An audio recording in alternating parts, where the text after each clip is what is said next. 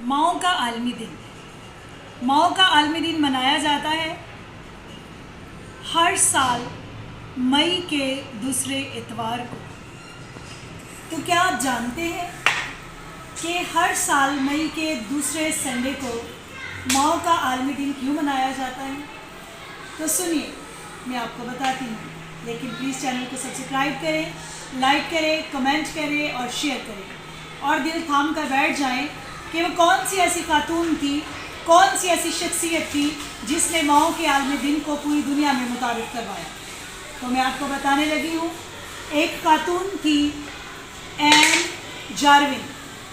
ये खातून ऐसी बारोब और ऐसी बहादुर खातून थी जिसने 1967 से 1968-69 तक शुमाली अमेरिका और जनूबी अमेरिका और साथ में ही जर्मनी, इन मुल्कों के दरमियान छिड़ने वाली सिविल वॉर में बहुत सारी औरतों और बच्चों के कत्ल होने के दौरान एक क्लब बनाई, एक सोसाइटी बनाई, एक कमेटी बनाई, जिसका मकसद ये था कि टूटे ख़ानदानों को सहारा दिया जाए, टूटी ज़िंदगियों को जोड़ा जाए, बिखरी हुई सोचों को इकट्ठा किया जाए, बिखरी हुई शख्सियात को फिर से जोड़ा जाए और उनकी ज़िंदगी को फिर से मुतहर्रिक किया जाए।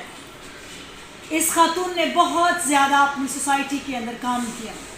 ये खातून बाद अज़ां 1905 में वफ़ात पा गई, लेकिन उनकी बेटी जिसका नाम एना जार्विन था, उस खातून ने कोशिश की कि वो अपनी माँ को खराज तहसीन पेश करे। उसने मुआशरती तौर पर, अपनी लोकल लेवल पर और सरकारी सतह पर बहुत सारी कोशिशें की ताकि माओ के आलमी दिन को मुतारिफ करवाया जाए। और उसकी कोशिशों से 10 मई 1908 को Methodist church, Saint Andrew Methodist church, Virginia का ये चर्च था, वहाँ पर माओ का दिन जो था वो सेलिब्रेट किया गया। फिर बहुत सारी कोशिशों के बाद 1914 में अमेरिका के सदर वुडरो विल्सन ने इसको एक सरकारी दिन करार दिया और इस दिन अमेरिका में आम तातील का ऐलान किया और 1915 से यूनाइटेड स्टेट्स ऑफ अमेरिका में माओ का दिन मनाया जाने लगा। क्यों आखिर माओ का आलमी दिन मनाया जाता है? तो व्यूअर्स, आप में से कौन है जो अपनी माँ की इज़्ज़त नहीं करता? आप में से कौन है जिसका दिन और जिसकी ज़िंदगी माँ के बग़ैर गुज़रती है?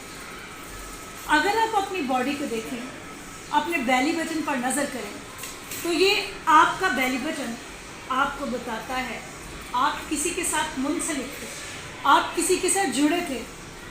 तो जी, वो है आपकी माँ जिसने आपको रिसीव किया अपनी बॉडी के अंदर। क्या कभी आपने इस पहलू पर गौर किया है?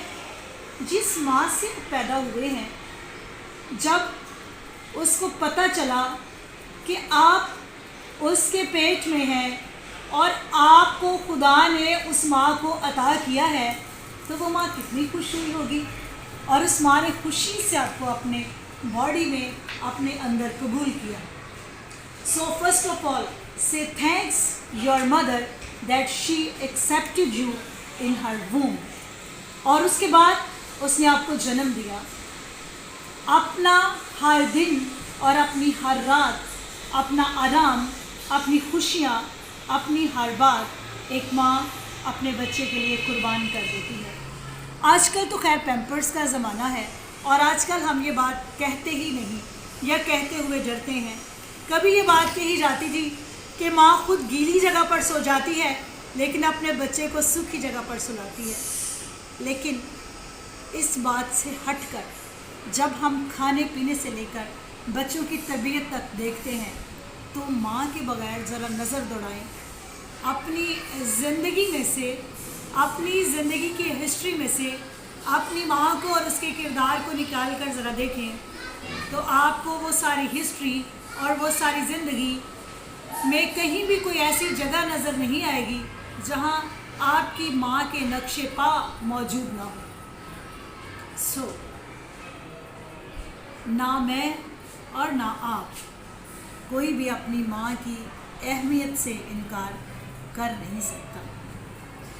اسی لیے جب آپ احکام عشرہ کو دیکھتے ہیں تو اس میں چوتھا حکم ہے تو اپنی ماں اور اپنے باپ کی عزت کر تاکہ تیری عمر دراز ہو اور زمین پر تیرے ساتھ بھلا ہو.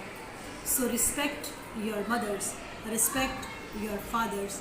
Your mother is the one who accepted you in her womb and in her life.